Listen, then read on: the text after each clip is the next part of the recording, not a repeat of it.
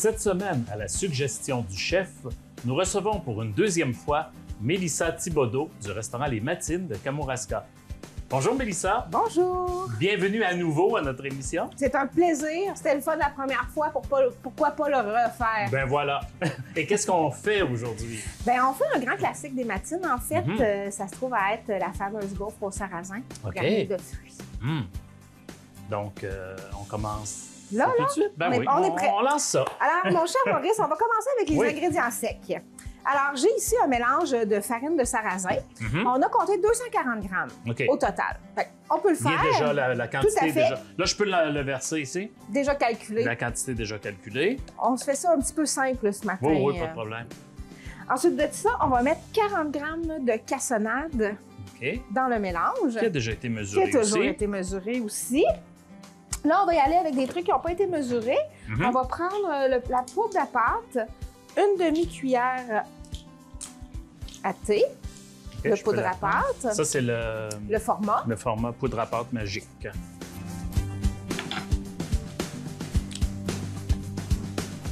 Une fois, hein, c'est ça? Une fois.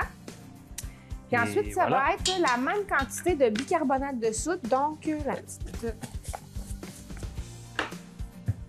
Qu'on appelait autrefois la petite vache. Exactement. J'ai dans mes tiroirs une vieille boîte. Te souviens-tu, Maurice, là, dans le temps que la boîte était bleue? Oui. Qu'il y avait une petite vache dessus? Ben oui, d'où son nom. On l'appelle la petite vache à cause de ça. Moi, j'ai une boîte comme ça qui vient de mon arrière-grand-mère. Ah oui. Elle est jaunie un petit peu, mais elle n'est pas ouverte. Puis je la garde là, comme un bibelot, comme une antiquité. Là. Jamais que je vais la consommer, mais je trouve que c'est une époque, là. Puis on a la petite page dessus. Puis elle pourrait se retrouver un jour dans un musée. Qui sait? Qui sait? Donc, c'est bon. On va bien mélanger, Maurice, s'il te plaît. Ça, je mélange à la cuillère. Exact.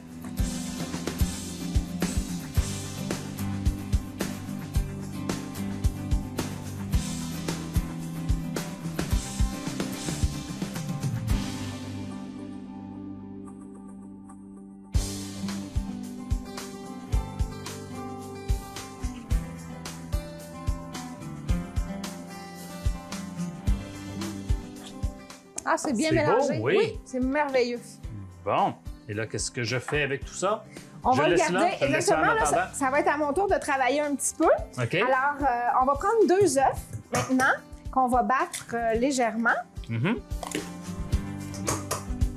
Je vois qu'il y a beaucoup de produits sur la table. Est-ce qu'on a des produits régionaux là-dedans? Oui, beaucoup. Maurice, je bats les œufs, puis après ça, je t'en reparle en détail. Oui, parce que ça va être très bruyant. Exact.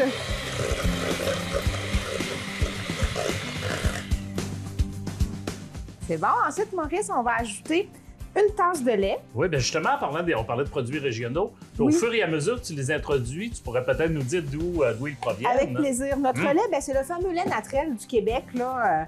Un lait de haute qualité chez Natrel. Natrel, c'est la seule compagnie au Québec qui n'importe pas de lait. OK. Fait que c'est quand on achète un lait Natrel, là, c'est 100% vache québécoise. Les autres compagnies peuvent apporter du lait qui vient de l'extérieur sous différentes formes. Donc, on va brasser encore un petit peu. Oui. Voilà. Alors, on a mélangé le lait. On va ajouter un quart de tasse d'huile de canola. Avec un petit coup de batteur Un petit coup de batteur.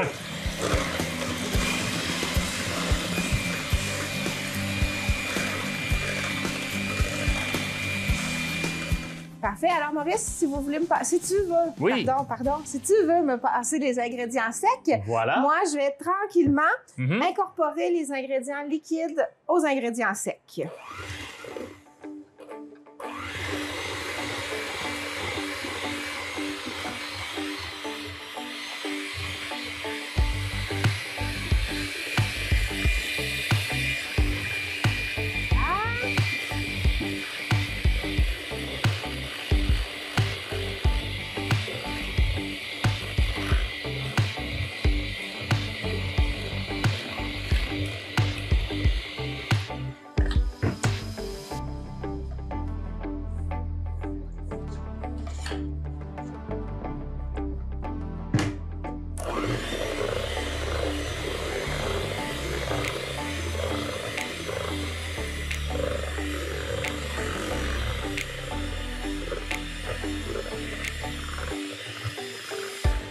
Alors, Maurice, comme moi, je suis un petit peu, pas paresseuse, mais maladroite.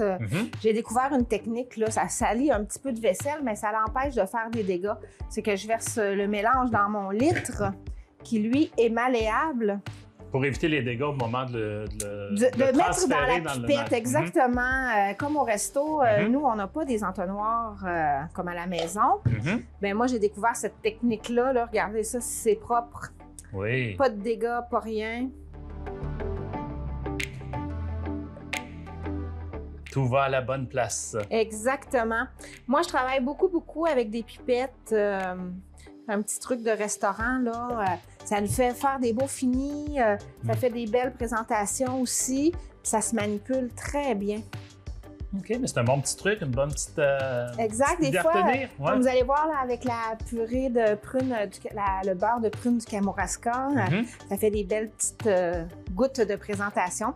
Alors là, on serait prêt à aller faire la cuisson, messieurs, dames. Alors, vous voyez, on a un gaufrier ici, comme qu'on peut utiliser à la maison.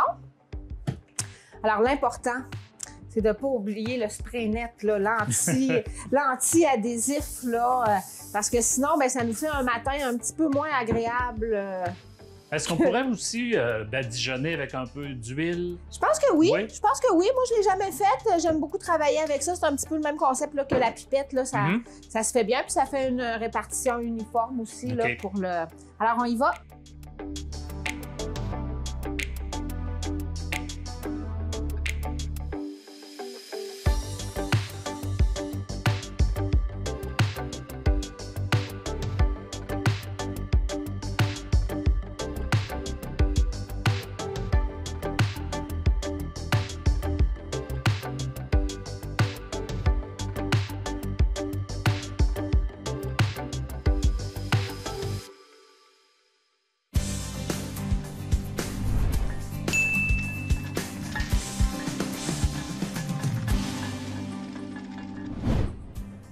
Alors, comme tu as vu, Maurice, la pipette, c'est pratique là, pour installer le gaufre, le mélange de gaufre sans faire de dégâts.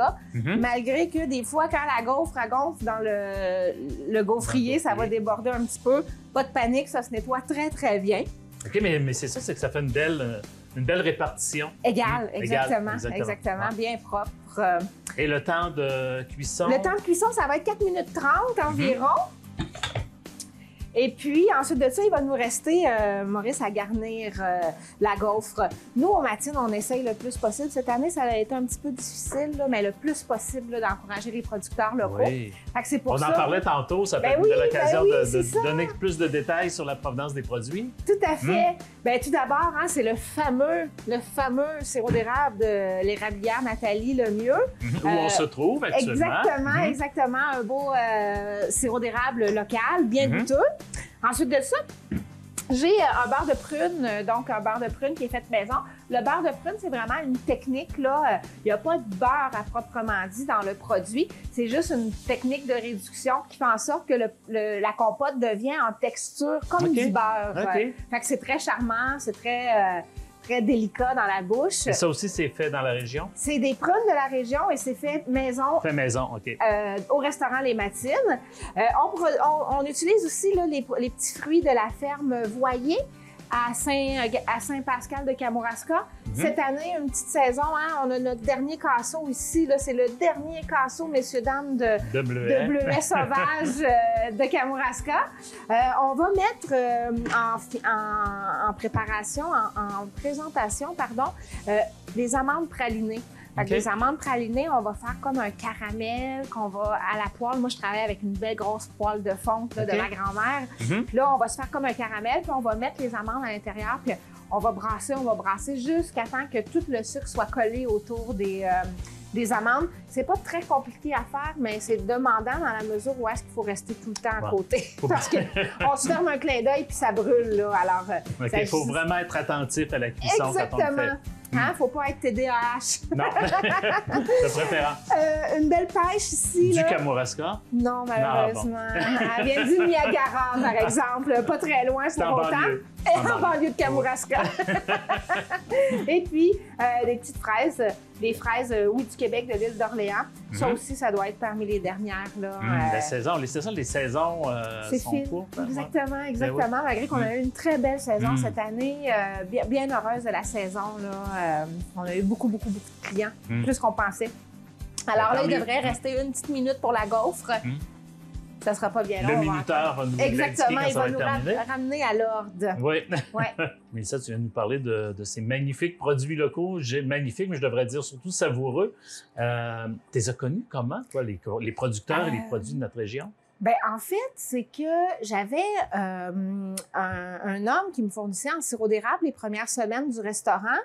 Puis, j'ai vite écoulé toute sa production. Okay. Fait que, tu sais, moi, je passais énormément de sirop d'érable là, par semaine. Alors là, il fallait que je me retourne vers un autre fournisseur. Fait que là, je me suis mis à poser la question là, autour de moi, tu sais, où est-ce que je peux acheter? Qui serait capable de me fournir annuellement une bonne quantité de sirop d'érable? Puis c'est un collègue de travail à moi qui m'a dit, hey, regarde, Nathalie Lemieux, je pense qu'elle serait capable. Je pense qu'elle roule à l'année. En tout cas, informe-toi chez elle. Okay. Quand je suis venue ici, là, j'ai vraiment découvert une femme incroyable, premièrement, hein, pleine d'énergie, qui mène cette entreprise-là, là, tu sais, d'une force incroyable. Là. Fait que j'ai été tout de suite charmée, tu sais, entre femmes. Je sais pas, moi, en devenant femme entrepreneur, là, ça m'a frappée de voir à quel point c'est une autre approche. Hein. Jusque-là, j'avais pas senti, moi, que être une femme, ça faisait une différence dans la vie. Mais quand on devient une femme entrepreneur, on voit les jambettes qui nous ont faites et tout ça. Fait que moi, de faire affaire avec une autre femme qui est entrepreneur, qui a un petit peu la même approche, vision, exactement, la même approche, la même vision, la même énergie, ben ça, c'est charmant, là, tu sais, de voir ça. Il y a eu comme une complicité qui s'est installée entre vous deux. Oui, puis, tu sais, je veux dire, la première fois que je suis venue ici, que j'ai descendu la petite allée, toute pleine de fleurs, puis c'était un peu à la même température que nous. C'était tout de suite après une pluie. Il y avait une espèce de silence.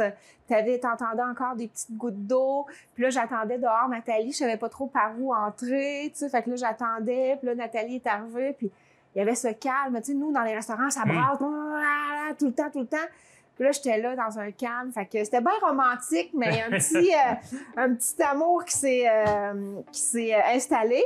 Les prunes et les petits bleuets, ben c'est mon ami Hervé du Jardin du Bedeau. Hervé Voyer. Hervé Voyer, c'est une référence pour moi. L'incontournable Hervé Oui, Voyer. puis il est fin, on s'aime beaucoup. Puis, à un bon moment donné, tu sais, j'ai demandé, je disais, hey, Hervé, toi, qui connais tout dans le comté, dans la région, tu sais, qui est-ce qui pourrait bien me fournir en petits fruits? Là, il me dit, ben là, ma belle-sœur. Là, je fais pardon. Il dit, ben oui, il dit, ma belle-sœur puis son frère ont les fermes Voyer, finalement, là. Donc, ils font les petits fruits. Puis, Marielle, elle m'a dit que c'est elle qui m'a appris que les prunes, c'était une année sur deux.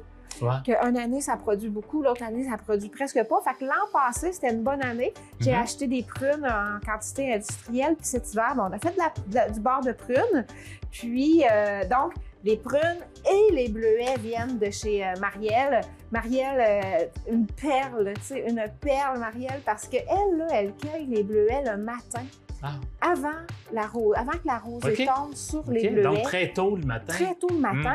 Ce qui fait en sorte que quand vous venez au matines, là, puis que vous mangez des bleuets là, en saison, là, c'est les bleuets à Marielle. Et puis, ils ont été cueillis quelques heures avant votre arrivée au restaurant. Moi, en tout cas, ça vient me chercher, ça, là, de voir qu'il y a quelqu'un qui, un par un, les a cueillis le matin avant que vous veniez déjeuner. C'est important pour toi là, que ce soit des bleuets.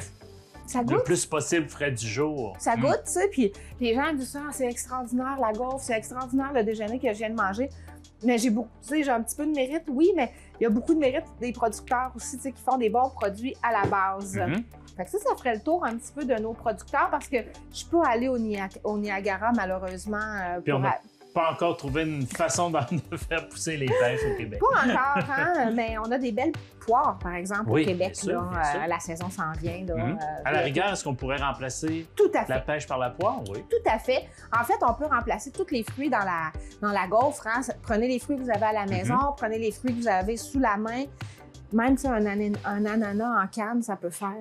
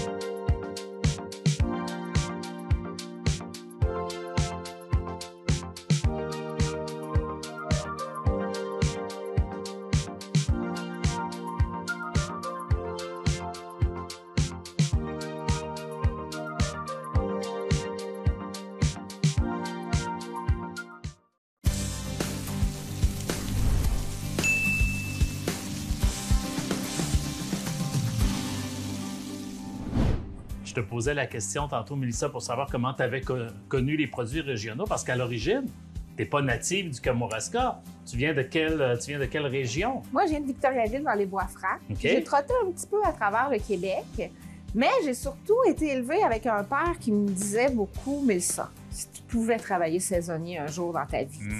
Parce que lui, il faisait ça? Oui, mon père est travailleur forestier, donc lui, il récupérait de 4 à 6 mois là, par année sa vie à lui. C'est lui qui gère tout ça, son horaire, tout ça. Fait que là, il m'a beaucoup vanté ça. Fait que quand j'ai découvert le Kamouraska, j'ai vu que c'était une région magnifique, qui avait des produits incroyables, mais qui avait aussi une table où est-ce qu'on pouvait manger, qui avait une clientèle gastronomique ou une clientèle gustative, finalement, sans qu'elle soit gastronomique, là, mais qui était intéressée par les produits locaux. Juste avant, je travaillais dans une autre région où est-ce que je faisais du fromage de chèvre, puis les gens n'étaient pas intéressés à manger locaux. Nous, on faisait un des meilleurs fromages au Québec, puis les gens n'étaient pas intéressés à venir l'acheter. Alors ici, les gens sont fiers de leurs produits. Ils sont fiers. C'est sûr que l'été, il y a les touristes qui s'ajoutent, mais mis à part le tourisme, la clientèle locale, déjà en partant, est d'exception. Puis aime ces produits, aime les produits locaux. C'est terrible. Moi, l'exemple que je donne tout le temps à mes amis de la ville, c'est dans les premières semaines que je servais dans un restaurant, on servait de l'agneau. Puis là, il y a une madame, 70 ans et plus, qui m'approche puis qui me dit « Madame, est-ce que ça, c'est l'agneau de l'agnellerie? » Fait que là, moi, ça m'a frappée de voir que c'était une dame âgés, locaux, qui voulaient absolument manger son agneau local. Fait que là, je fais, OK, il y a un beau potentiel ici là, pour évoluer à long terme.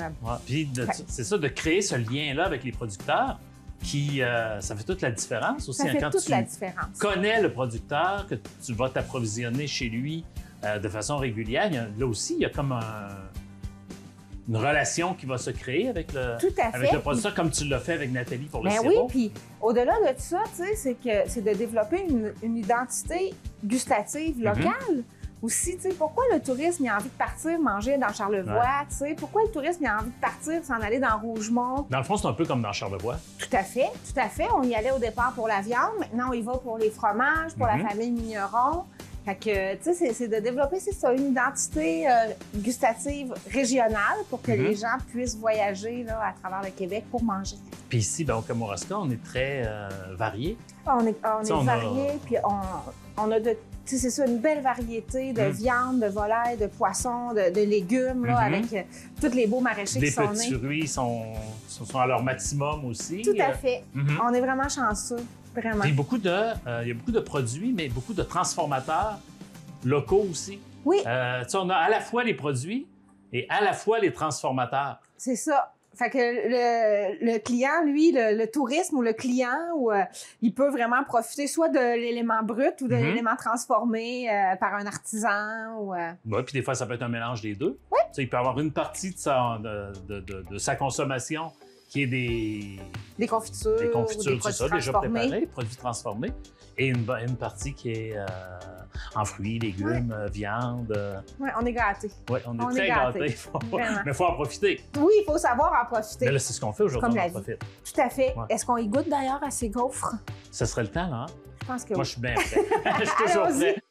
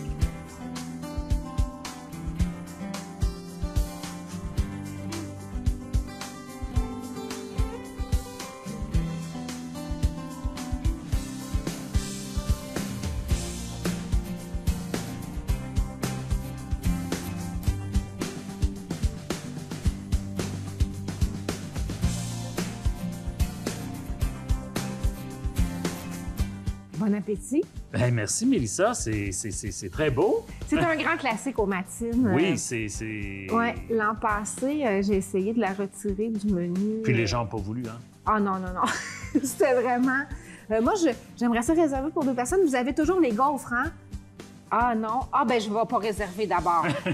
Là, quand j'ai vu ça à quelques reprises, j'ai dit, bon, ben là, j'entends bien le message de mes honorables clients qui désirent la gaufre. Parce que là, je dois t'avouer, je fais semblant d'y goûter pour la première fois, mais j'y avais déjà goûté au restaurant.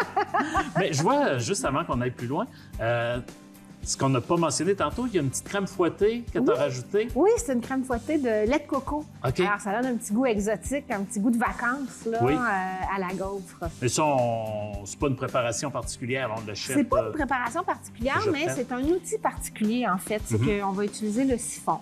Un siphon, vous pouvez acheter ça chez Stoke, là. C'est pas quelque chose qui... Puis, ça prend une capsule d'oxygène. Fait qu'on met la petite capsule, puis ça va donner une belle texture, finalement, à la crème coco. OK. Bien, je vais bonne dégustation. Immédiatement attaquer ce grand classique. Ce grand classique.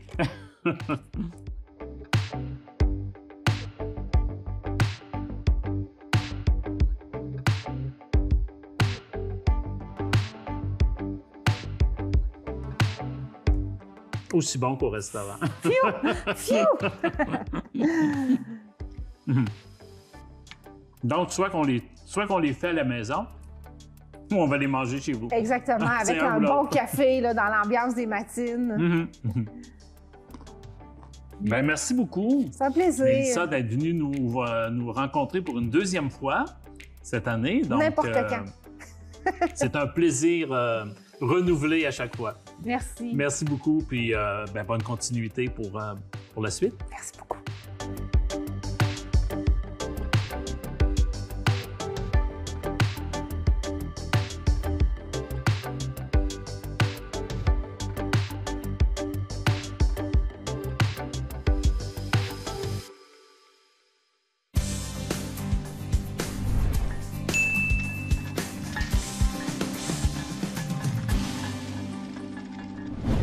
On fait du filet de porc. Du filet de porc. Oui, un filet de porc aux pommes.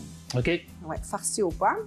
Puis la sauce se fait en même temps. C'est une sauce à la crème qui va être faite en même temps. Oh, que ça risque d'être bon, ça? C'est pas mauvais. C'est pas mauvais. Bien, on commence ça tout de suite. Alors, je vais préparer le filet de porc. Durant ce temps-là, peut-être tu peux peler les pommes et les mettre en tranches. OK, genre petite tranche en petite tranche pointe, mince, oui, c'est ça. Mais on enlève la pleure? Oui, on enlève la pleure. On enlève la pleure.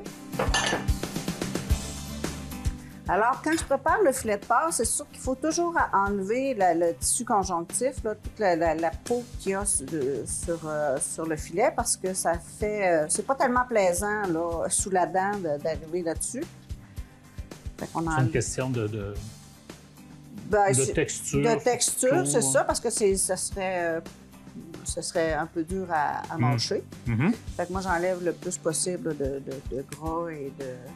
Le porc, ce qui est plaisant, c'est que c'est une viande qui n'est pas nécessairement grasse. Contrairement à ce qu'on pensait à l'origine. Avant, oui, c'est ça. Tout le monde pensait que c'était gras, mais non, c'est une viande qui est assez maigre. Alors là, je vais le mettre en portefeuille pour être capable de le farcir et mettre les pommes. C'est que...